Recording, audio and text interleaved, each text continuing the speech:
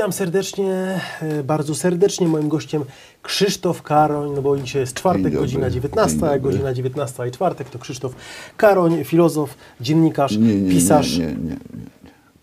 Broń Boże, żaden filozof. Dobrze. Drogi Panie Krzysztofie, zadam takie pytanie od naszych widzów, ponieważ przed chwilą o tym mówiliśmy, ale masę się wiadomości przewija, e-maili, prywatnych wiadomości, także do mnie. Co z Pana książką, kiedy w końcu książka? Ludzie oczekują tego. Niedługo, proszę Pana, będzie taka audycja. Cała Polska pisze książkę Karonia. Nie. Przyznam się szczerze, że sam jak o tym myślę, to się śmieję, dlatego że nie umiem sobie z tym poradzić. Zaczęło się od 1200 stron notatek i ja to próbuję czyścić tak, żeby to nie może przekraczać więcej niż 300 stron, bo książka powyżej 300 stron dzisiaj... Nie. Proszę pana, tu nie chodzi o zrobienie encyklopedii wszystkiego. Tu chodzi o danie pewnego podstawowego wyobrażenia o rzeczywistości, a potem sobie to można uzupełniać. Natomiast chodzi o to, żeby to nie było coś, co ludzi Ale z czym pan sobie nie radzi? Z dokumentacją, czy jakoś tak upchaniem, że Nie. Z wyrzucaniem elementów, które... Wie pan, to jest tak, jak się samemu to napisało, to człowiekowi się wydaje, że to jest ważne. Tak. Potrzebny byłby redaktor, który po prostu to wytnie i koniec. Natomiast problem polega na tym,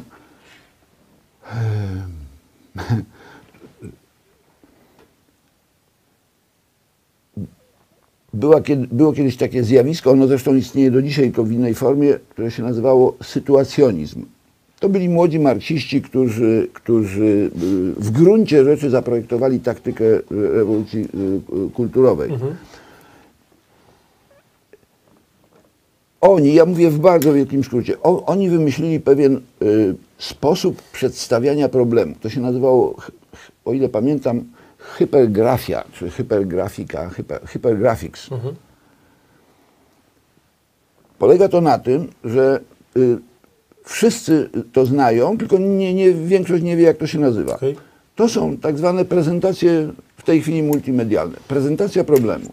Robi pan wielką ścianę i na tym rysuje pan różne kwadraty, wpisuje pan hasła, a potem robi pan strzałki. To wynika z tego, to wynika z tego, to wynika z tego, tłumaczy pan, towarzystwo patrzy i właśnie tu jest ten psychologiczny myk, że towarzystwo patrzy, jest jeden prostokąt, jest drugi prostokąt, idzie od niego strzałka, logiczny związek na obrazku jest. A tam może nie być żadnego związku. Tam to może być kompletny bełkot. Może pan narysować, co pan chce, narysuje pan sprawnie tych strzałek i to jest niesłychanie przekonywające. Te strzałki, proszę pana, to są właśnie kładki nad przepaścią, gdzie brakuje treści, brakuje związków. Takie skróty myślowe, które pozwalają zrozumieć, pozornie zrozumieć i zaakceptować wszystko. No jakie to proste. Ja bym proponował panu tak. Przepraszam, i problem polega na tym, że ja chcę uniknąć, chociaż wiem, że muszę to skrócić, ja chcę uniknąć właśnie takiego składania tego z poszczególnych punkcików, które się logicznie nie wiążą. Natomiast jak się wyrzuci zbyt dużo elementów, to ta układanka, która obejmuje w części antykultury, bo tam są 3 części, pojęcia podstawowe, 1/3, mniej więcej 1/3 nie historia kultury, szkic historii kultury, zasadniczy zarys, jak kultura europejska się rozwijała i jak doszła do momentu, kiedy pojawiło się coś takiego jak antykultura. I 3. część to jest historia antykultury, czyli różnych mutacji marksizmu. No i mnie zależy na tym, żeby przełamać to właśnie takie pokazywanie strzałkami i filozofowanie, tylko żeby czytelnik mógł w miarę logicznie to przejrzeć, cały czas mając kontrolę nad tokiem rozumowania. I nie ukrywam, że to jest bardzo trudne, jeżeli się wyrzuci za dużo elementów, bo rzeczywiście potem trzeba robić skróty. No i nie ukrywam, że mam z tym problem, bo to już jest sprawa raczej warsztatu. Ile pan ma materiału już, tak napisanego, czy? Znaczy, ja mam go znacznie za dużo, bo ja mam tych notatek No mówię panu, zacząłem, jak tak złożyłem to wszystko do kupy przed przesiewem, to wyszło około 1200 stron notatek. Okay. I one są z pewnego punktu widzenia bardzo interesujące, tak jak panu powiedziałem w wielkim skrócie tak. O hipergrafii, która jest częścią psychogeografii, która jest częścią nowej urbanistyki, która została wymyślona po to, żeby ludzie nigdzie nie mogli trafić. Ja mam taką radę, nie więc wiem, zrobił pan sobie z tym, pan, co chce. ale poradzę sobie, jeszcze za 2-3 tygodnie. Jakby co, to tam mamy kilka takich, mamy naszych zaprzyjaźnionych wydawnictw, bo pan potrzebuje zamknąć się z dobrym edytorem, na przykład na parę dni i żeby to wszystko ogarnąć, żeby to miało ręce i nogi w te 300 Nie stron. ma takiej możliwości. Nie? Okej. Wie pan, tylko tak Nie. Co do zasady ma pan całkowitą rację, natomiast postawił pan, żeby znaleźć redaktora, który byłby w stanie ten materiał przesiać, tak. to musiał to być człowiek, który wie to, co ja na ten temat. Okej. Tylko mający dystans. Dobra. Nie jest mało, po prostu historii marksizmu w tej chwili nie zna nikt. Przepraszam, głupio tak powiedzieć, ale to ma związek również z tym, o czym za chwilę będziemy mówić. To zaraz. Teraz chciałem... Ja mówię o rzetelnej historii, a nie hasełkach. Okej. W porządku. Odbyło się, drogi panie Krzysztofie, posiedzenie w Parlamencie Europejskim, naszym ulubionym. No i tam generalnie doszli do wniosku, między innymi wystąpił pan Juncker z czymś takim, że w bardzo dużym telegraficznym skrócie, że chcą mniej więcej stworzyć coś takiego, takie jedno wielkie wspólne państwo europejskie, jedną wielką armię europejską. Pierwszy raz się mówi o armii, jestem ciekaw, z czego się będzie składała i z kogo tam będzie się składała ta armia. I wybory też mają być takie jedne w tym wspólnym państwie Europa. Tak. Ciekaw jestem, jakby by wyglądały, skąd, w sensie nie ma państw narodowych, o czym mówimy od dawna, tylko będą wybory, nie wiem, no, Krzysztof Karoń sobie będzie mógł, nie wiem, z Holandii kandydować chyba, tak? Nie wiem, tak myślę, bo ma być jeden wielki okręg wyborczy. Ale oczywiście. Jak pan to skomentuje? Znaczy, przepraszam, pana to dziwi? Mnie nie, bo my o tym mówimy już dłuższy czas, że likwidacja państw narodowych. Ja się dziwię, że ktokolwiek się dziwi, że ktokolwiek zwraca to na uwagę na to, że on powiedział, bo oni już w tej chwili, czyli władze Unii, tak jak powiedziałem, od kilku miesięcy oni już nie mają nic do ukrycia. I Verhofstadt, który potem basował mu, złodził, ale nie wiem, czy pan zwrócił uwagę, bo on powiedział w gruncie rzeczy dwie ważne rzeczy. Drugą to za chwilę, a pierwszą to on powiedział takie zdanie. 2 razy chyba to powtórzył. Jeżeli nie teraz, to kiedy? Dokładnie. Proszę pana, to nie jest zabawa. Mówi człowiek, który jest głęboko upaprany w grupę Spinelli, bo to jest jeden z tych spirytusów Movensów, mówi do człowieka, który jest odpowiedzialny za montowanie tego. Tak. I przerzucanie w tej chwili, bo w tej chwili się odbywa, nie wiem na ile skutecznie, ale próba przerzucenia ośrodka decyzyjnego z Komisji Europejskiej chyba na Radę Europejską. Mają to w ogóle połączyć i stworzyć innego dyktatora. Ale tu chodzi o coś innego. Tu chodzi o to, że traktaty, do tej pory zasadnicze zmiany traktatowe wymagają jednomyślności. Czyli jedno państwo może zablokować. Całość. A w tym nowym układzie ma być większość. Tak jest.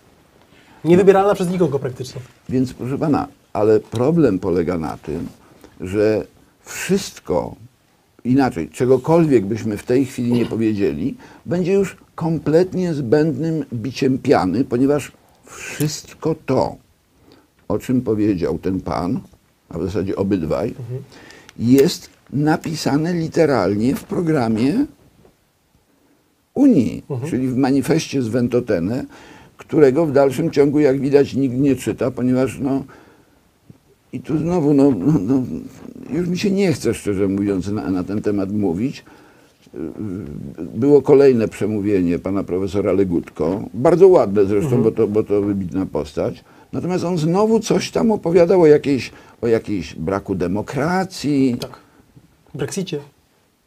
No przecież on mógł wyjąć kartkę i przeczytać 7 zdań z manifestu z Ventotene, który jest w tej chwili obowiązującym programem.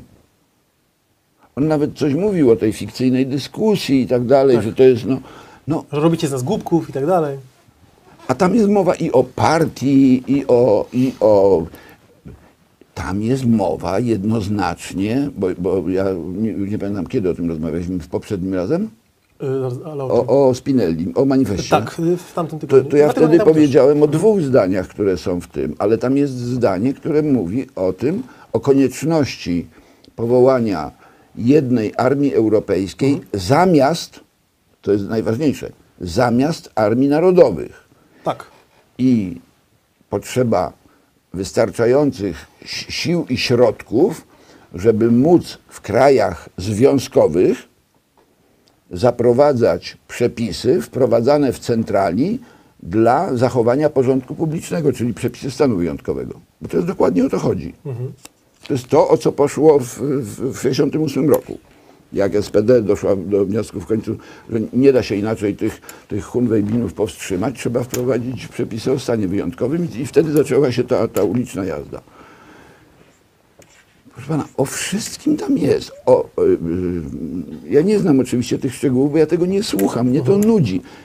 To wszystko jest w manifestie, ale pojawiła się taka koncepcja, nie wiem kto o tym mówił, że podobno w tym ma być wspólny minister finansów, który będzie zarządzał finansami i będzie mógł decydować, komu dać pieniądze, komu nie. Dokładnie tak. No i właśnie w tym celu jedno ze zdań manifestu z Ventotenem mówi o tym, że trzeba koniecznie pozbawić państwa członkowskie samowystarczalności. Reżyserka prosi, żeby pan zapiął mankiet stuka o stolik. Ale to tylko tyle.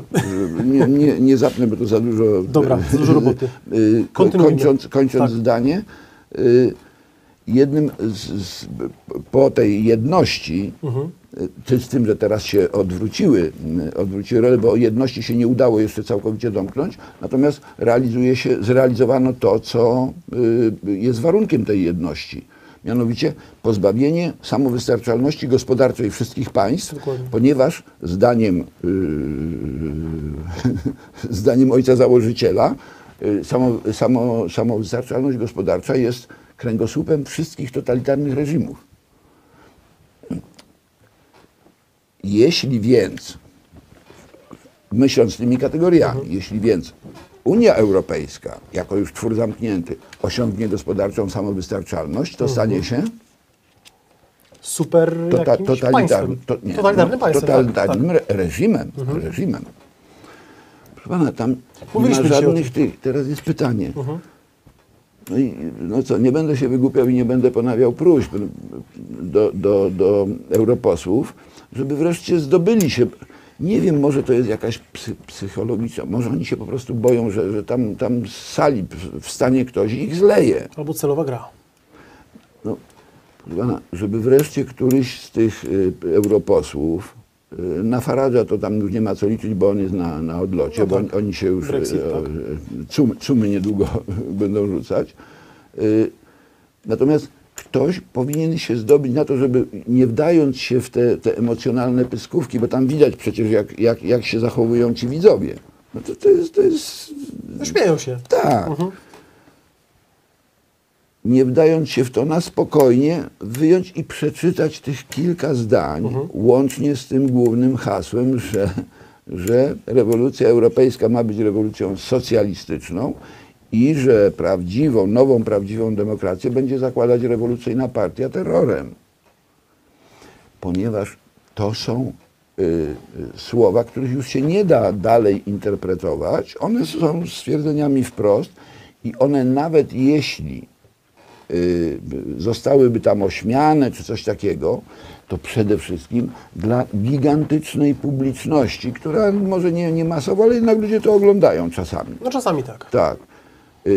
Byłaby informacją, która dla większości publiczności byłaby olśnieniem, bo ludzie po prostu o tym nie wiedzą. Ludzie naprawdę są tak... nie chcę znowu używać tego brzydkiego słowa zaorani, ale to trudno inaczej nazwać. Tak. Że oni, nie rozumiejąc w ogóle treści pojęć, ale tymi pojęciami demokracja, wolność, tolerancja tak sobie żonglują, jak taką kostkę Rubika układają, ona im tam zawsze w końcu wyjdzie, Natomiast oni nie zdają sobie sprawy z tego, jaka jest tego treść. W związku z tym, proszę pana, to jest przerażające, ponieważ ten semantyczny bełkot, który tam panuje, usypia. I jeśli zostaną wprowadzone te transnarodowe, czy jakieś tam te wybory... Totalitarne, nowe. Tak. W związku z tym, no, kilka dni temu miałem do czynienia z bardzo inteligentną, przynajmniej jeżeli chodzi o sam komputerek w głowie, przedstawicielką takiej właśnie tej hej do przodu postępowej lewicy, i ona naprawdę mówi o tym, że chodzi o to, żeby wzmocnić Europę. No tak. Tylko problem polega na tym, że większość ludzi nie zna mechanizmu i oni sami nie znają mechanizmu, w jaki sposób oni zostali, mówiąc brutalnie, wyhodowani. W jaki sposób pojawiła się ta grupa ludzi, która w tej chwili tak bym to powiedział, formatuje społeczną wyobraźnię, formatuje ten najpopularniejszy obraz świata, obraz rzeczywistości. Skąd wzięli się ci ludzie, którzy mówią rzeczy całkowicie spójne logicznie, wewnętrznie, ale całkowicie oderwane od rzeczywistości? Bo na tym ludzie to łykają.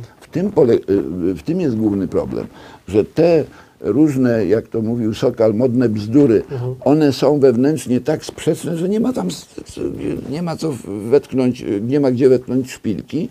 Tyle tylko, że one są kompletnie oderwane od rzeczywistości, a rzeczywistość realizuje pewien bardzo prymitywny, brutalny program zezwierzęcenia ludzi, którzy są już zupełnie bezradni. I teraz jest pytanie, w jaki sposób do tego, jak to mogło dojść do takiego fenomenu, że pojawiła się ogromna grupa ludzi, i to na dodatek uplasowana niezwykle wysoko w hierarchii społecznej, bo mówimy o elitach zarządzających społeczną wyobraźnią, czyli no, kiedyś taką rolę spełniało duchowieństwo, częściowo artyści, w trochę innych sferach, a w tej chwili spełniają to propagandyści. No i o ile nie ma pan jakichś następnych tematów, które są związane, to o tym możemy pomówić. Jak najbardziej. Bo szczerze mówiąc, komentowania tego, co się dzieje... Znaczy, chciałem tylko jeszcze zapytać o to, czy to już taki jest absolutny upadek państw narodowych i według pana subiektywnej opinii, co się wydarzy z Polską? To mnie najbardziej interesuje. Wie pan, ja to oglądałem na żywo, mnie to przeraziło, przypomniałem sobie słowa nasze rozmowy, tak, i no, wszystko się sprawdza, to co pan mówił, tak. Znaczy nie wszystko się sprawdza, to co ja mówiłem. Ale gdzieś tam po kroku to wszystko idzie. Nie, właśnie o to, tu chciałbym właśnie zwrócić uwagę, bo to jest bardzo ważne. Nie sprawdza się nic z tego, co ja mówiłem. Sprawdza się wszystko to, co jest napisane w manifestie Spinelliego. Dokładnie, tak.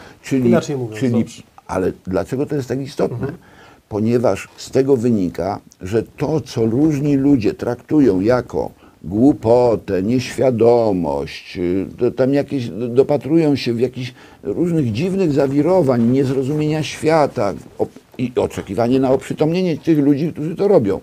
No, trzeba wreszcie zrozumieć, że ci ludzie bardzo precyzyjnie, bardzo konsekwentnie realizują ściśle wyznaczony, bardzo precyzyjny plan. I nie ma najmniejszych wątpliwości, że jeśli się ich wyrzuci oknem, oni wejdą kominem. Wyrzuci się ich następnym oknem, oni wejdą przez podłogę i przez piwnicę. Ale dlaczego tak konsekwentnie? Po pierwsze dlatego, że oni nie mają innego wyjścia. A po drugie dlatego, że oni już nie mają czasu. Im się pali ziemia pod nogami. Dlatego pan Guy Verhofstadt powiedział do Jean-Claude, jak nie teraz, to kiedy? I jeszcze prosił Timmermansa, żeby wykorzystał tę sytuację, która jest. Nie znam szczegółów, nie wiem, co oni tam już namontowali. Że macie naszą pomoc, nasze wsparcie. Tak. Tak, tak. Proszę pana, do tego będą użyte wszystkie środki. Korupcja, pieniądze, zastraszanie, zabijanie, topienie, wlewanie polonu do herbaty i tak dalej, ponieważ tu chodzi o operacje w skali globalnej. Europa to jest taki skrawek ziemi, ale tutaj jest centrum jeszcze, tej wprawdzie walącej się, ale tu jest centrum tej kultury, która musi być wbita w ziemię. Bo bez tego nie wytrzyma ani Ameryka, ani Australia, ani te wszystkie inne. No a potem to rzeczywiście już tylko Yellowstone i buch poszło i do widzenia.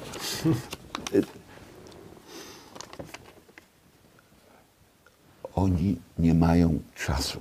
Oni się śpieszą. W związku z tym każda metoda w tej chwili już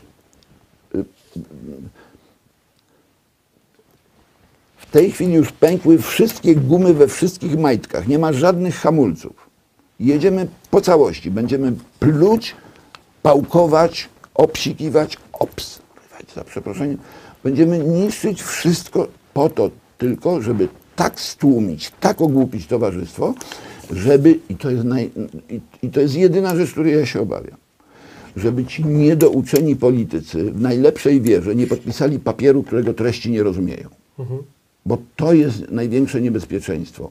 Jeśli profesor Legutko, wybitna postać, no, wie pan, ja tak patrzyłem dzisiaj na tę salę i pomyślałem sobie, Boże, czytałem parę esejów, no tak, parę esejów Legutki i próbuję sobie wyobrazić, jaki potencjał literacki jest w tych szympansach, które tam siedzą.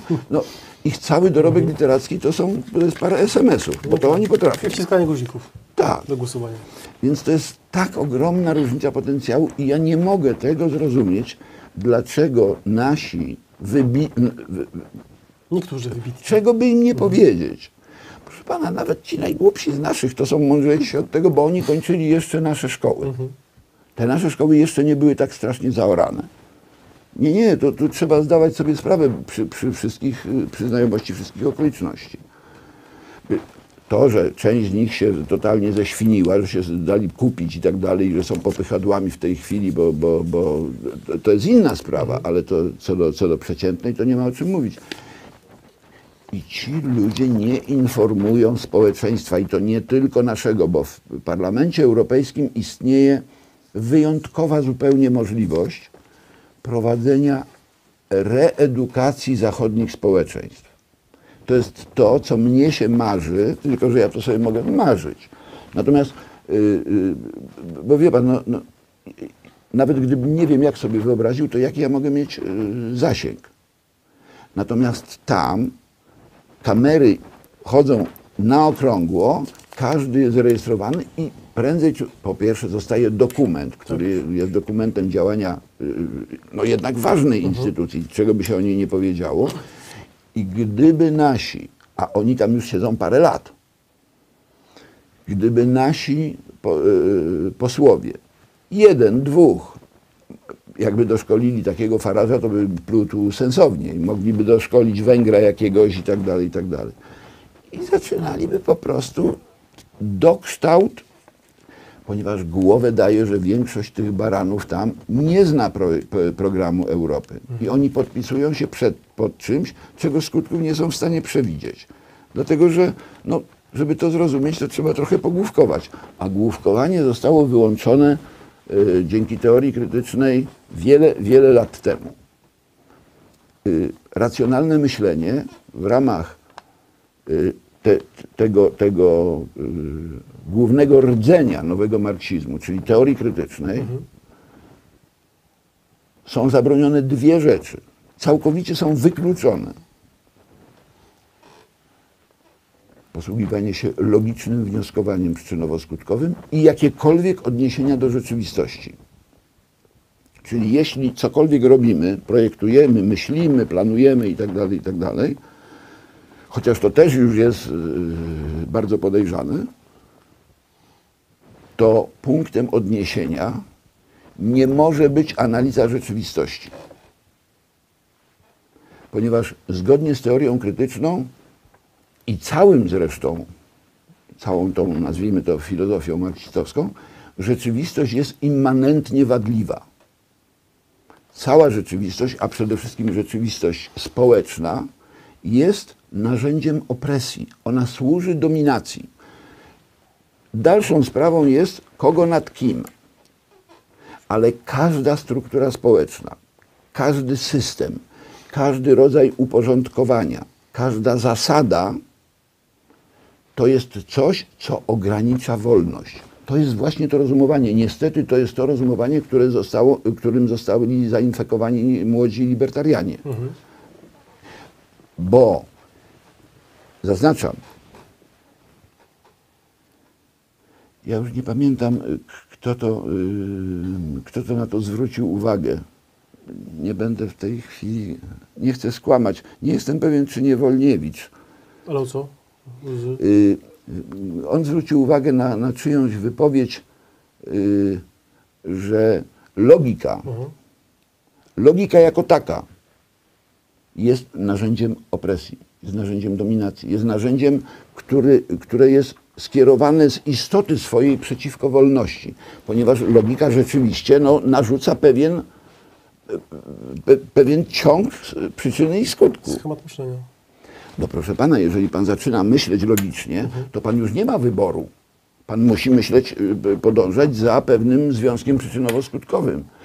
I w ramach tej mentalności logika jest czymś, co jest sprzeczne z ideą wolności. Ponieważ wolność, jedyna czysta definicja wolności, to jest totalny chaos, gdzie nie ma absolutnie żadnych reguł, które by krępowały to, co oni sobie wyobrażają jako wolność, a co jest w praktyce jedynie wolnością wypróżniania, ponieważ nie ma innej fizycznej realizacji takiego, i to w postaci rozwolnienia oczywiście, no bo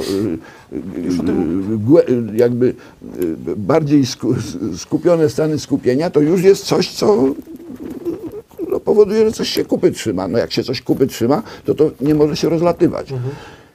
Entropia. Wolność to entropia. Ale jeśli tak, jeśli w wolności, w każdym jej przejawie objawia się system tej jakby to powiedzieć, objawia się struktura tej wszechogarniającej dominacji, zmierzającej do tego, żeby ktoś kogoś zdominował, to znaczy, że jakiekolwiek prawidła, jakiekolwiek zasady, które rządzą tą rzeczywistością, są z natury rzeczy skażone, bo one są fundamentem tej rzeczywistości, która jest opresyjnym złem.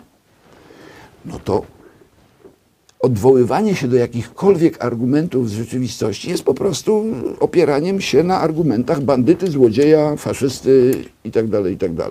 Trzeba, po to, żeby się wyzwolić, trzeba zanegować absolutnie wszystkie podstawy rzeczywistości. I to jest oczywiście bardzo długa historia, bardzo długi proces, ponieważ pierwsze sformułowanie tej myśli to był rok 1937, kiedy w takich publikacjach wewnętrznych Instytutu Badań Społecznych Horkheimer ogłosił esej pod tytułem Teoria tradycyjna i krytyczna, i tam wcześniej jeszcze był jakiś, już w tej chwili nie mam w pamięci tytułu, 1937 rok. Oczywiście to wtedy było, z tym, że żeby wyjaśnić, to wprawdzie była publikacja Instytutu Badań Społecznych z Frankfurtu, ale oni już wtedy siedzieli w Stanach na emigracji. I przy Columbia University była jeden taki niewielki budynek i tam na zasadzie, no macie chłopcy, rozwijajcie sobie tę waszą teorię.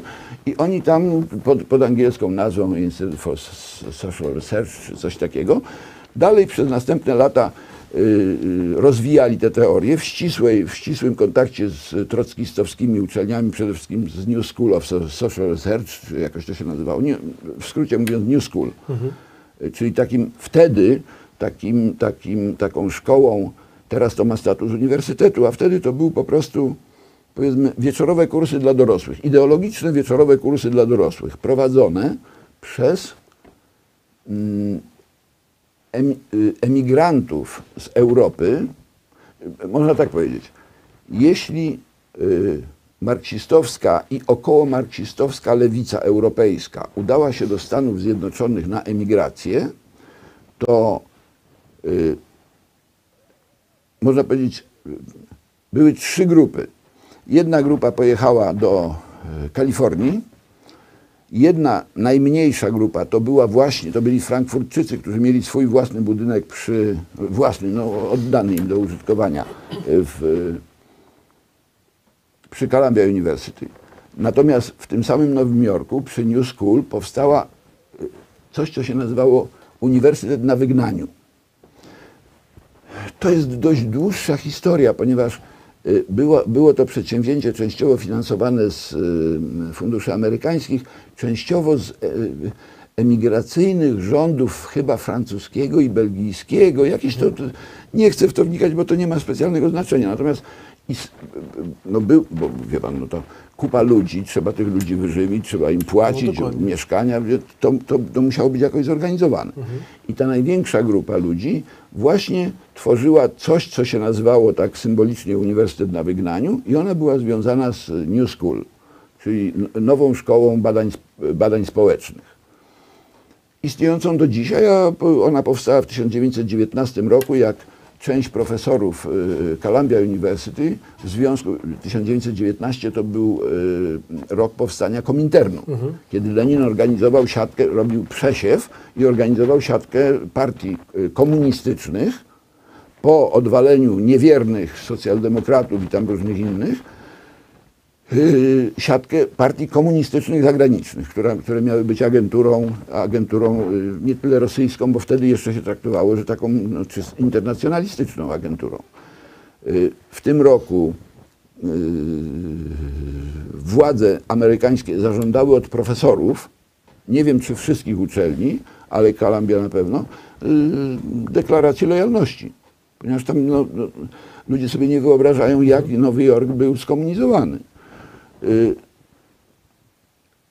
To potem powiedziano, że to były takie, tam wymagano podpisywania lojalek, a to w większości byli po prostu agenci, tyle tylko, że potem się okazało, że nie agenci Stalina, tylko agenci Trockiego, albo na odwrót. No to wcześniej, w 1919 to jeszcze to było trochę bardziej skomplikowane.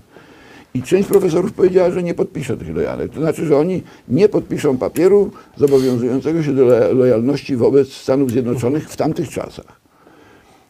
I część się potem wycofała z tego, odeszła z tego uniwersytetu i założyła właśnie taki kurs dla aktywistów.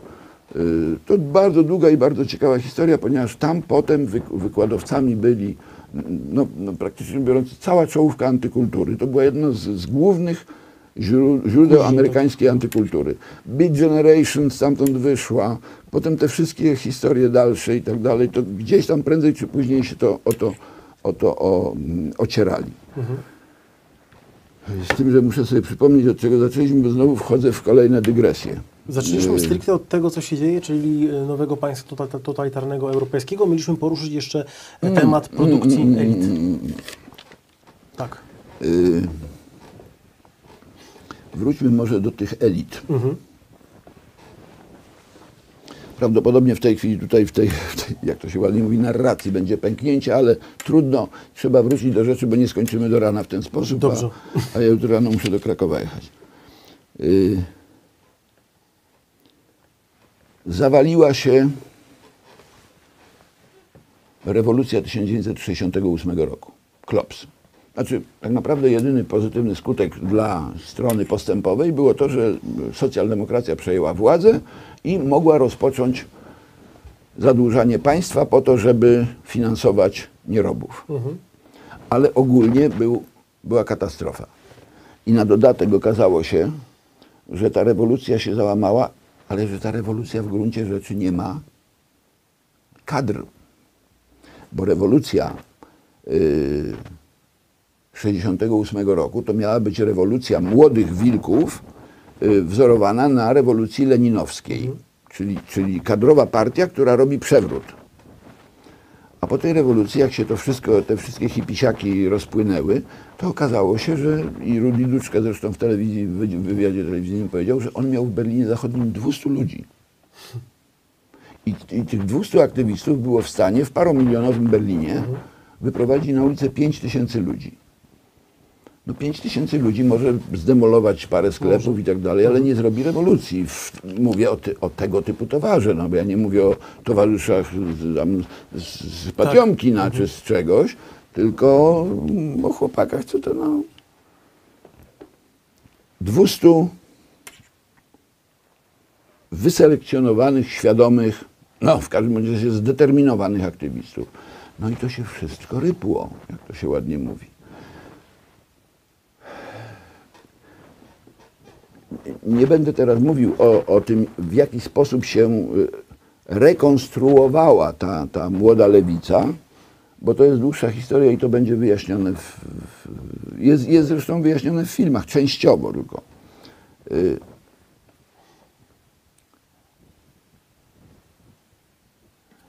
Nie udał się przewrót, trzeba było wymyśleć jakąś inną metodę walki o postęp. I wtedy właśnie już nie Marcuse, a tym bardziej żaden tam Dutschke, czy nie daj Boże świętej pamięci, wówczas nie świętej pamięci Gramsci, bo to są wszystko urojenia. Tylko niejaki Jürgen Habermas, dzisiaj uważany za jednego z największych humanistów tego świata, on przejął, że tak powiem, dowodzenie. Oczywiście nie wprost, bo to z perspektywy czasu my sobie wyobrażamy, że to był jakiś zorganizowany ruch, tam się chłopcy spotykali, kombinowali, radzili. To nie tak wygląda. To wygląda tak, że różni ludzie w różnych miejscach wymyślają różne koncepcje i te koncepcje, jeśli przychodzi na nie czas, znajdują po prostu, pojawia się na nie popyt i znajdują się ludzie, którzy płacą tym ideologom, którzy często pracują zupełnie z innych pobudek. Płacą za rozwijanie tego, ponieważ to się znakomicie przydaje do praktyki społecznej i politycznej. O Habermasie w tej chwili nie będę mówił, bo jego znaczenie to są lata trochę następne. Natomiast istotne jest tylko to, że jeszcze w 1967 roku, czyli zanim nastąpiła ta eksplozja rozruchów paryskich i zachodnioberlińskich, doszło do bardzo ostrej scysji między Dutschkem, czyli młodym wilkiem, który był przywódcą tych pałkarzy, a właśnie młodym wtedy filozofem Habermasem, który przeciwstawił się temu, w jakim kierunku popychał tych pałkarzy należących w gruncie rzeczy do tej samej szkoły Marcuse. Bo Marcuse chciał terroru, chciał od razu walić, natomiast Habermas był od niego po prostu inteligentniejszy. Nie miał tej obsesji terrorystycznej, ponieważ Marcuse był zamordystą takim genetycznym. To wszyscy to wiedzą, jak się poczyta jego korespondencję, bo to prawdziwe cymeria to są w korespondencjach tych panów, nie w książkach, tylko tyle, że co oni między sobą, ta korespondencja jest już dostępna, ale opracowują ją i udostępniają szerszej publiczności apologeci. W związku z tym oni tam wycinają te takie smaczniejsze kąski i pokazują to, co ładnie wygląda. Tak. Natomiast tam, wie pan, tam wszystko było wyliczone co do centa. Jest 71 rok, ile jeszcze mamy czasu? Jeszcze mamy trochę, spokojnie. Jest 71 rok. Jest totalna klapa. Organizacje te studenckie porozpadały się, towarzystwo się rozpierzchło. W Stanach przywódca, to się nazywało Międzynarodowa Partia Młodości, Jerry Rabin. Jeden z takich siedmiu wspaniałych przywódców właśnie tych amerykańskich hipisiaków przesiada się na, no ponieważ taka wolność, postęp i tak dalej, zostaje jednym z pierwszych udziałowców firmy Apple. On w tej chwili, wkrótce potem został multimilionerem. W tej chwili, o ile pamiętam, o ile jeszcze żyje, bo część jego kolegów się tam gorzej skończyła, jest multimilionerem, jest chyba specjalistą to się jakoś nazywa marketing piętrowy czy coś, od zdrowej żywności. Okay. Natomiast on był jednym z pierwszych akcjonariuszy, inwestorów w Apple, które tam zaczynało wtedy opowiadania, że tam Jobs coś wymyślił i tak dalej. To są wszystko technologie wojskowe. No. Co może cywil zrobić w tej dziedzinie? Oni oczywiście w sensie oprogramowania, to tak, natomiast jeżeli chodzi o hardware, to samo wojsko. To nie ma co wchodzić. A to też jest ciekawe. Słucham? To też jest ciekawe, można byłoby o tym proszę pana, oddzielny program zrobić. Proszę pana, to wszystko jest super ciekawe. To jest fantastyczny film dotyczący tych czasów, z których ludzie znają 4 sympatycznych debili długowłosych bitlesiaków, no a potem okazało się, kim jest pan John Lennon, no jak mu jego małżonka, japońska komunistka, wyprostowała kręgosłup i pewnie, no nie wiem jakimi tam metodami, ale zrobiła mu to. Tak. To się jakoś tam specjalnie nazywa, coś, co się człowiekowi w głowie robi. Nieważne. Myśmy znali z tego, co pokazywano w telewizji, co na płytach było, no było bardzo fajnie, tam dziewczyny mdlały, chłopcy sobie wyrywali włosy z głowy. Ale Imagine to był chyba właśnie taki pierwszy manifest, jeden z. No Imagine to jest oczywiście, że to jest manifest komunistyczny.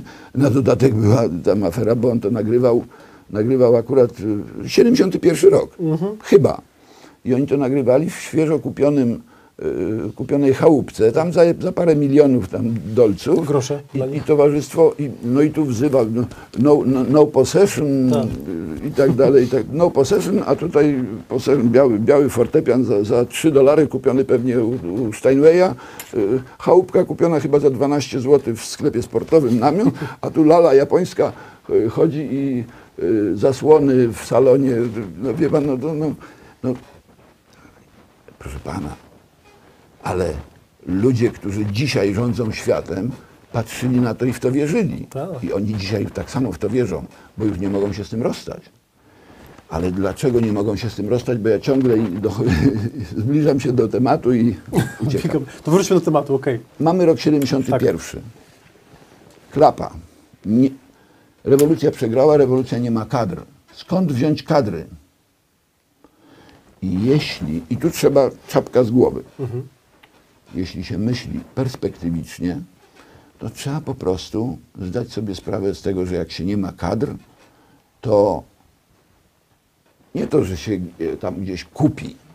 Nie. Trzeba je wyhodować. Wyszkolić. Trzeba to zaplanować na lata. I trzeba tym ludziom zaplanować proces wychowania, tak żeby oni w przyszłości robili to, co chcemy, żeby robili, i stworzyć im pewne wzorce. W 1971 roku profesorem rzeźby monumentalnej na Akademii Sztuk Pięknych w Düsseldorfie był niejaki Józef Beuys. Jeżeli by pan teraz, przypuszczam, że nawet dzisiaj, jeśli by pan pogadał w środowisku artystycznym, szczególnie tak zwanym awangardowym, pan powiedział Józef Beuys, to każdy wie. Tak. Guru. Gigant. Gigant.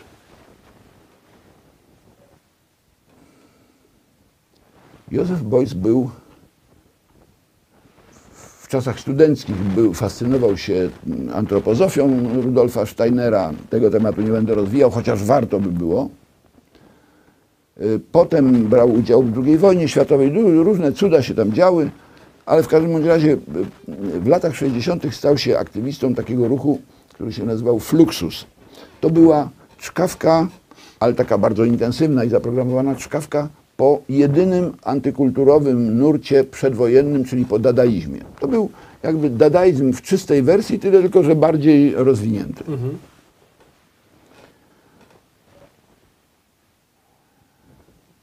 W 1971 roku pan Józef Beuys poinformował swoich kolegów, wykładowców, że on przyjmuje do swojej pracowni wszystkich kandydatów, którzy nie zdali egzaminu wstępnego na akademię. To zdurniało. Zaznaczam, mówimy o roku 71, ja mogę w tej chwili mylić, chyba nie mylę roku, nawet jeżeli to tam pół roku w lewo, w prawo. Mówimy o roku 71, który ja już pamiętam oczywiście z polskiej perspektywy, ale nastrój mniej więcej pamiętam.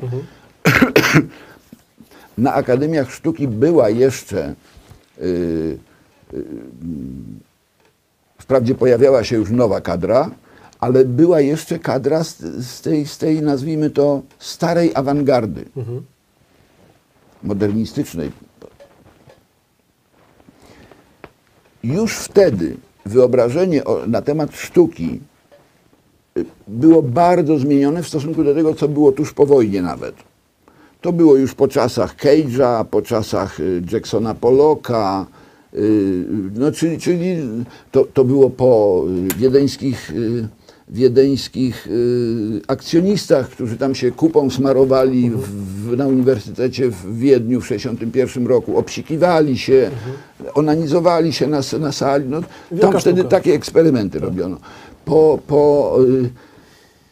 Po Teatrze Misteriów Georgii Nicza, jednego z Wiedeńczyków, który urządzał takie msze święte, takie w zasadzie parodie mszy świętych i pochodów, gdzie krzyżowano jakieś świnie, takie prawdziwe świnie, wielkie świnie krzyżowano, rozcinano, bebechy wywlekano, potem towarzystwo się w tych bebechach taplało i tak dalej.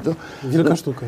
Proszę pana, ale dlaczego ja o tym mówię? Bo to jest opisane w mojej witrynie, ale chodzi o to, że 71 rok to już było po tym, po happeningach, po tych wszystkich dziwach, więc świat artystyczny był raczej już oswojony z tą tak zwaną awangardą, ale na uczelniach nawet ci awangardowi artyści wychodzili z założenia, że jeżeli przychodzą kandydaci, to trzeba im zrobić egzamin wstępny, bo to jest specyficzne zajęcie i tak jak na uczelni muzycznej, no wypada mieć słuch. Matematyk nie musi mieć słuchu muzycznego, musi mieć innego typu zdolności, ale muzyk musi mieć słuch, a człowiek, który się będzie zajmował sztukami plastycznymi, powinien mieć jakiś rodzaj wrażliwości plastycznej. Nie wnikajmy. Nikt oczywiście od nich nie wymagał tego, żeby potrafili narysować konia w galopie. Nie. Takich dymałów to już nie. Ale są metody, zapewniam pana, i można na ten temat kiedyś, chociaż to już chyba nie w telewizji, to wracam w jakiejś innej okazji, są po prostu metody, kiedy można sprawdzić, czy człowiek ma tego typu predyspozycje, czy nie. Co z nimi zrobi, to już inna sprawa, ale chodzi o to, że ma. I wtedy jeszcze istniały egzaminy. I pan Beuys powiedział, że on przyjmuje do swojej pracowni wszystkich, którzy egzaminu nie zdali. Ponad 200 osób chyba. Grubo. Głowy nie dam. Następnie zażądał od uczelni, żeby tych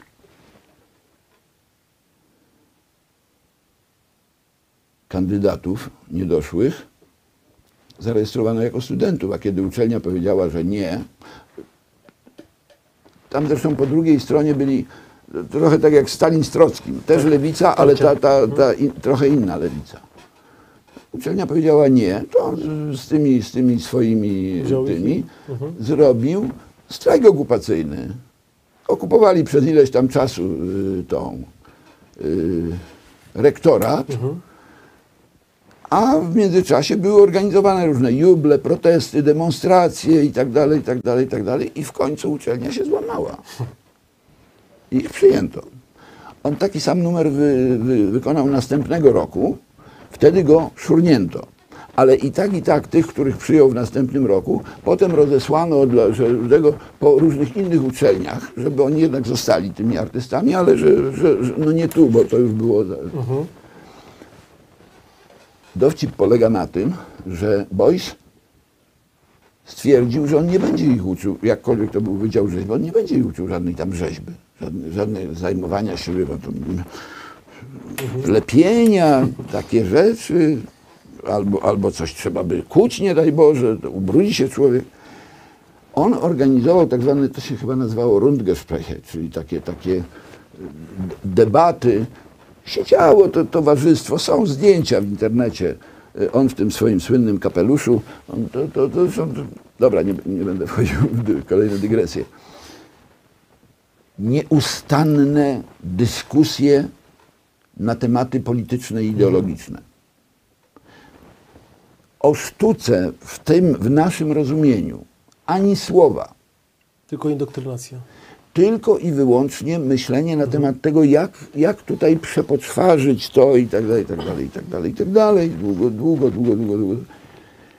W 1973 roku Beuys przedstawił teorię tego.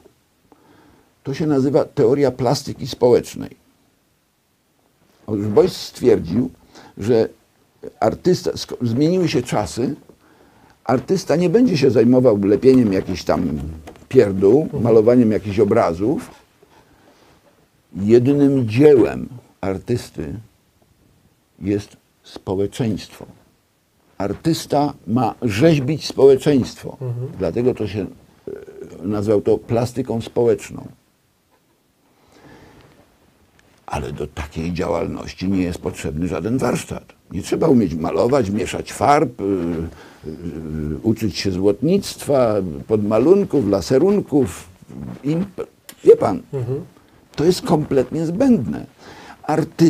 Artysta musi pracować cały czas, murzyć ideologicznie na tym, jak zmienić społeczeństwo. Jak zmienić społeczeństwo, żeby ono było coraz tam nie wiadomo jakie. Bo nie wiadomo jakie, bo teoria krytyczna w ogóle zabrania wyznaczania jakichkolwiek celów. I jednym z elementów filozofii tej krytycznej jest to, że ponieważ rzeczywistość jest wadliwa, tak jak panu tłumaczyłem, i to jest immanentna wadliwość nieuleczalna, to nawet jeśli się coś będzie poprawiać, to wynikiem tego działania będzie kolejna rzeczywistość, która wprawdzie będzie trochę poprawiona, ale i tak będzie wadliwa. Więc przyjmowanie jakichkolwiek pozytywnych planów, planowanie czegoś, uczenie się jakichś umiejętności itd. Jest kompletnie pozbawione sensu, bo to może służyć tylko konstruowaniu kolejnej wadliwej rzeczywistości. W związku z tym jedynym działaniem, które jest z gruntu, z definicji i 100% postępowe, jest demolka. Demolka wadliwej rzeczywistości. A nawet jeśli nie można tej rzeczywistości zniszczyć, to trzeba ją ciągle destabilizować. Ona ciągle musi być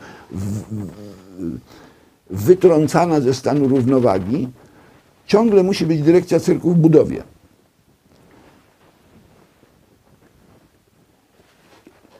Jak się to dokładniej przeanalizuje, to jest bardzo genialne i bardzo spójne, genialnie spójne można powiedzieć, ponieważ z takiego punktu widzenia i uwzględniając to, co powiedziałem wcześniej, bo to są takie trzy słupy, pan powiedział 3 słupy Unii, tak. A tam są 3 słupy teorii krytycznej. Drugim słupem jest zakaz myślenia przyczynowo-skutkowego i zakaz odwoływania się do rzeczywistości jako takiej. A tu się pojawia nakaz destrukcji. Destrukcji jako jedynej w istocie postępowej czynności, ponieważ wprawdzie destrukcja nie prowadzi do stworzenia żadnej nowej jakości, ale ona jest w tym sensie bezwarunkowo postępowa, że ona niszczy tę rzeczywistość, która jest immanentnie wadliwa i która jest aparatem opresji. Gdyby to tak zebrać do kupy, to się sprowadza do takiego najprostszego wydania anarchizmu. To nie ma sensu w tej chwili wchodzić, ale to się w gruncie rzeczy do tego sprowadza. Dlatego w czasie wojny, między innymi w New School, doszło do ponownego sojuszu marksistów, nowych marksistów z anarchistami. Został zażegnany ten konflikt, który doprowadził do rozbicia pierwszej międzynarodówki i do odejścia Bakunina po konflikcie z Marksem. Bo Marks chciał wszystkich wziąć za mordę, a Bakunin powiedział: nie, kochany. I on wyraźnie mówił, czym grozi marksizm, że to będzie krwawa łaźnia. I potem powstała tak zwana międzynarodówka antyautorytarna, czyli anarchistyczna, ale to inny nurt. A potem okazało się, że wtedy, kiedy nowy marksizm zrezygnował z tego zamordyzmu i poszedł w demolkę, czyli jeśli teoria krytyczna przyjęła demolkę jako cel działania, to nagle okazało się, że to jest bardzo spójne z anarchizmem. I w tej chwili, praktycznie rzecz biorąc, rozróżnienie anarchisty od nowego marksisty jest niemożliwe. Ale w tym tkwi jeden piękny element. Otóż, ze względu na te warunki, o których mówiłem, ideałem prawdziwie postępowego człowieka jest kompletny niełuk, bo on nie musi racjonalne myślenie nie obowiązuje, żadne zasady nie obowiązują, ale on chce i realizuje się w demolce. I tym bardziej realizuje się w demolce, im mniej może się zrealizować w jakiejkolwiek innej działalności. I tu wracam do Boysa. Bo, i teraz proszę się, Państwa również proszę o krótkie skupienie. Boże.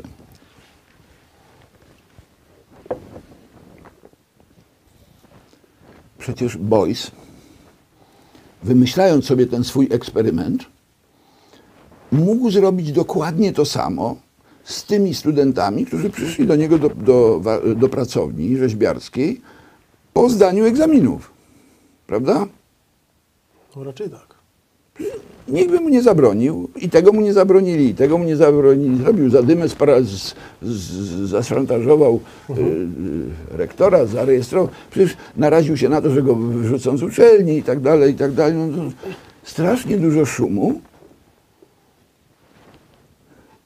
W sytuacji, kiedy on mógł dokładnie ten swój program realizować z ludźmi, którzy zdali egzamin. Przepraszam. To po co on rozpoczynał ten cyrk z tymi, którzy nie zdali egzaminu?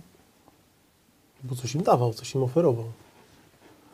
I oni by coś mu zawdzięczali, więc tym bardziej jeszcze łykali, tak pelikany. Tak, tylko że proszę pana, tu chodzi o to, że jeżeli jest człowiek, który ma jakieś, będę mówił bardzo prymitywnie, ale powiedzmy, jest gość, który ma tak zwane zdolności plastyczne. Okay. No, taki się urodził, są takie dzieci, co to potrafią od razu, walą tam, znałem takie dzieciaki. Rzadko z nich wyrastali wielcy artyści, natomiast no, to widać. Tak. To człowiek, który ma tego typu, nazwijmy to potencję, mówiąc językiem pojęć podstawowych, on i będąc w normalnym kursie, nawet tej popapranej ówczesnej akademii, on miał możliwość opanowania pewnego warsztatu. On miał możliwość nauczenia się czegoś. Na wydziałach rzeźby się bardzo wiele, nawet w tych awangardowych czasach, uczy się ludzi bardzo wielu pożytecznych rzeczy i oni się mogą tego nauczyć, o ile mają pewne predyspozycje. Ja pamiętam, jak była taka, nie znam szczegółów, ale wiem, że była taka akcja, kiedy, czy na bramie brandenburskiej była kwadryga kiedyś. Jest teraz? Takie konie Chyba spięte. Cały czas są, tak. Czy nie ma czegoś takiego u nas na Teatrze Wielkim? Dawno nie byłem. Być może, że jest. W każdym bądź razie w Polsce, gdzie nie tak dawno, czyli nie przed wojną, tylko powiedzmy kilkanaście czy kilkadziesiąt lat temu, ale już w tej najnowszej historii, była kwestia, że trzeba zrekonstruować jakąś tam rzeźbę. Konie w biegu. No i zaczął się klops. Bo nikt nie umie. No, proszę pana, jest uczelnia, są profesorowie, są studenci, trzeba wyrzeźbić 4 konie. Są do dyspozycji wszystkie techniki, wie pan, projektory, nie projektory. Nie jestem pewien, czy Myjak tego nie zrobił, bo Myjak wprawdzie to zresztą świetny rzeźbiarz, ale to już inne pokolenie. I zdaje się, że chyba zespół Myjaka, zaznaczam, mogę tutaj coś gadać, ale w każdym razie jeszcze się znaleźli ludzie, którzy nauczyli się, mając predyspozycję, to nawet w tych popapranych szkołach, oni nauczyli się pewnych umiejętności, jak trzeba było, no to tam pewnie się bardziej pomęczyli, ale zrobili to, potrafili to zrobić. Niech pan weźmie teraz kogokolwiek i mu takie zlecenie i powie, stary, tyle milionów, ile chcesz, tylko zrób to. No, mogą wziąć szufelkę, wyjąć Jestem ciekaw. popiół z piecyka, to potrafią, no, mogą sobie posypać na głowę, no, ale proszę pana, no to śmieszne, no, ale to jest... Otóż chodzi o to, że jeśli człowiek, który ma pewne uzdolnienia, nawet przypadkowo zdobędzie pewne kwalifikacje, to ten człowiek, jak znajdzie się w sytuacji, nazwijmy to bez wyjścia, to nawet jeśli jest skończonym leniem, jeśli skończą się zamówienia publiczne, jeśli skończy się możliwość dojenia kasy państwowej albo okradania podatników, to on po prostu pójdzie do sklepu, nakupi koralików, zrobi po prostu dobrze zaprojektowane wisiorki, stanie na skrzyżowaniu i powie, kochani, kupcie to ode mnie. I ludzie to kupią, bo to będzie po prostu fachowo zrobione. To będzie zrobione ze smakiem i tak dalej. Nie wnikamy w tej chwili w kwestie stylistyczne, bo tutaj to jest pełna dowolność. Ale tam będzie jakaś włożona twórcza myśl. Natomiast czego może się nauczyć na Akademii Sztuk Pięknych człowiek, który został specjalnie sprawdzony na tę okoliczność, że on się do tego nie nadaje? To jest mniej więcej tak, jakby pan zrobił egzamin do szkoły muzycznej, zrobił sprawdzian i okazało się, że 100 osób ma drewniane ucho, nic kompletnie nie kuma. A potem wziąłby ich pan i powiedział, proszę państwa, do mojej klasy i to nie fortepianu, gdzie jak się naciśnie klawisz i fortepian jest nastrojony, to A jest A, tylko skrzypce, gdzie nie wiadomo, gdzie palcem nacisnąć i to... Otóż, proszę pana, taki człowiek nie ma innego wyjścia. Dla niego jedyną perspektywą jest przyjęcie koncepcji Beuys'a plastyki społecznej, w której on się będzie realizował wyłącznie w biciu brudnej piany i w demolce. On nic nie jest w stanie stworzyć, nawet gdyby chciał. No bo po prostu, dwie lewe ręce, żadnych zastrzeżeń, nie musi. Tyle tylko, że powinien się wziąć za coś innego. A tutaj facet przyszedł, profesor i znany wielki dadaista, powiedział, serdecznie zapraszamy nieuków bez talencia. Bardzo proszę, otwieramy państwu wielką perspektywę kariery. Przy takim przyjętym kryterium.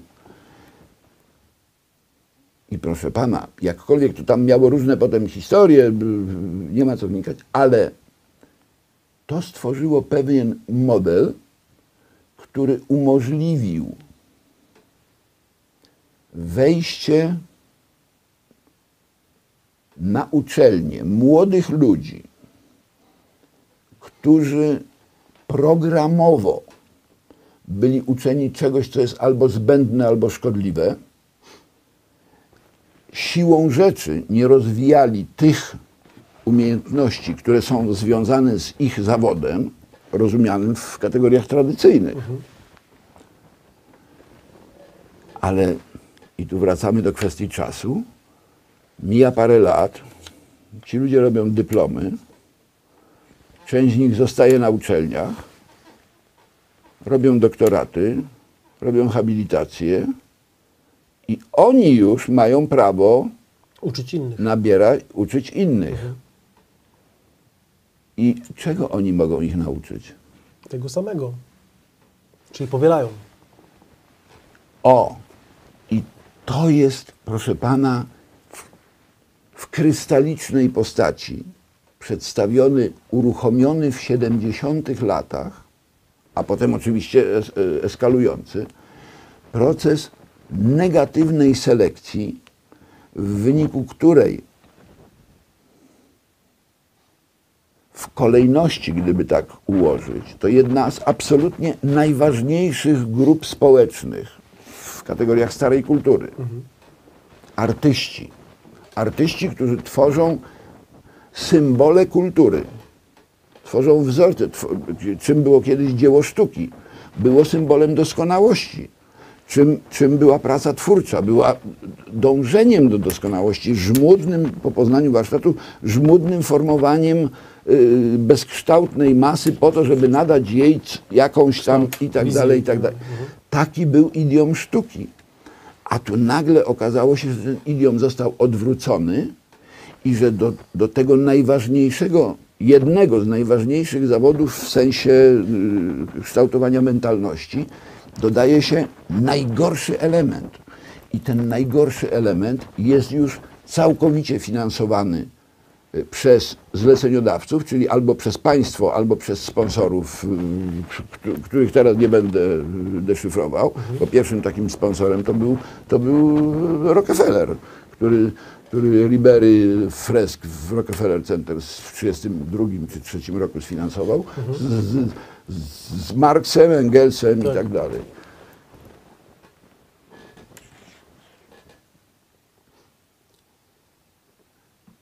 I ci ludzie, mówimy o 70 latach, to są w tej chwili najstarsi. Zaznaczam, ja nie mówię, że wszyscy, bo zawsze się gdzieś trafi jakiś albo odszczepieniec, albo ktoś, komu czasami są ludzie, którzy mają taki talent, że po prostu się pada z nóg, nawet można tego człowieka nie znosić, ale on wiadomo, że albo się go zabije, albo on i tak się przebije. Bo on zrobi coś takiego, że zwykli ludzie mu zaczną płacić. Będą kupowali jego dzieła po prostu.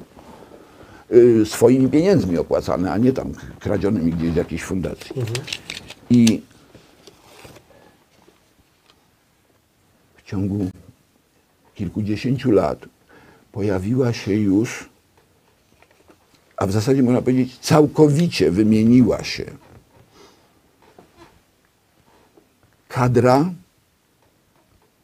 nowej rewolucji. Ona powstała i już zdążyła się wymienić.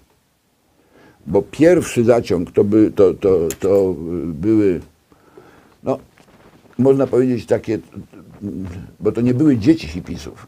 To byli ludzie trochę młodsi od hipisów. Mój rocznik mniej więcej. Ale potem oni mieli swoje dzieci i tak dalej, i tak dalej, i tak dalej. No, cykl reprodukcji w branży, w środowisku akademickim jest krótszy, bo to tak naprawdę od startu do habilitacji 15 lat wystarczy. Czyli co 15 lat mamy kolejny etap już samonapędzający się. No to takie etapy już minęły 3. I to są wszystko ludzie, którzy przeszli, z wyjątkiem tych, którzy z różnych względów się uchowali, ale stanowią margines i są całkowicie rugowani, gdzieś tam funkcjonują na obrzeżach. Natomiast cała główna część sztuki, kultury, mediów, teatrów, nauk społecznych, politologii, filozofii, socjologii itd., czyli wszędzie tam, gdzie można w sposób przy braku możliwości weryfikacji jakości produktu, gdzie można po prostu bić pianę. Tam już mamy trzecie pokolenie ludzi, takich właśnie Verhofstadtów itd., którzy na dodatek dysponują całkowicie niekontrolowaną, nieprawdopodobną kasą. Oni zbudowali na tym swoim nieuctwie swój status ekonomiczny, społeczny, swój prestiż i na dodatek swoje poczucie wartości. Dlatego pani Janda, sympatyczna aktorka, całe jej aktorstwo to jest parę grepsów Sylwany Mangano z filmu Viscontiego, o ile pamiętam, to się nazywało Portret rodziny we wnętrzu. No, trzeba sobie obejrzeć, jak Sylwana Mangano paliła papierosy, jak strzelała oczami tego. Czapka z głowy, no bardzo, bardzo dobra technika dla współczesnego filmu, ale dlatego ona czuje się w tej chwili sfekalizowana. No bo ten świat, który był całkowicie podporządkowany, ten świat zaczyna się walić. I najgorsze jest to, że ja mówię w tej chwili o tym pokoleniu już w zasadzie najstarszym, ale są całe zastępy następców. Cała sztuka krytyczna, która wybuchła w połowie lat 90. No to już jest absolutna patologia. Patologia świadomie uprawiana po to, żeby patologizować młode pokolenie. To się da w kategoriach psychologicznych bardzo łatwo udowodnić.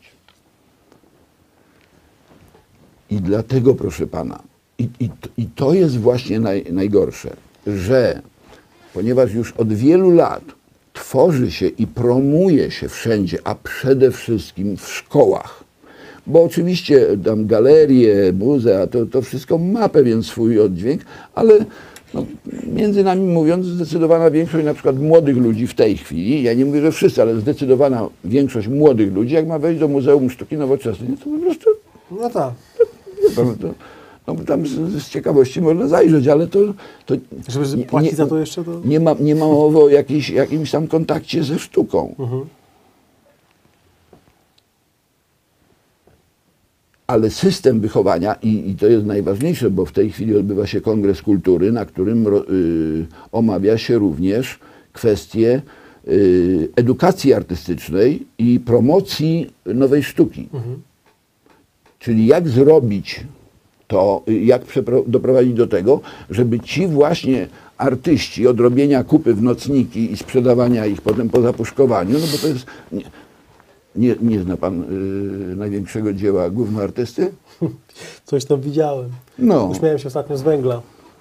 Nie, ale w 60 latach pewien, to chyba Anglik, bo przecież wszystkie takie rzeczy to zrobił, zapakował własną kupę w takie puszki nieduże, tam napisał po 30 funtów chyba i tak dalej i znaleźli jakąś tam idiotów, którzy to kupili i w tej chwili warto wejść do Wikipedii, wpisać głównoartysty i w tej chwili konserwatorzy sztuki mają problem, bo tam niektóre z tych puszek się rozszczelniły i one się zastanawiają, czy ta treść to była rzeczywiście kupa, czy może wcale nie kupa i czy ten zapach to jest to zapach kupy, czy wie pan, no proszę pana, i tym się zajmują ludzie, którzy mają dyplomy z historii sztuki i z teorii sztuki.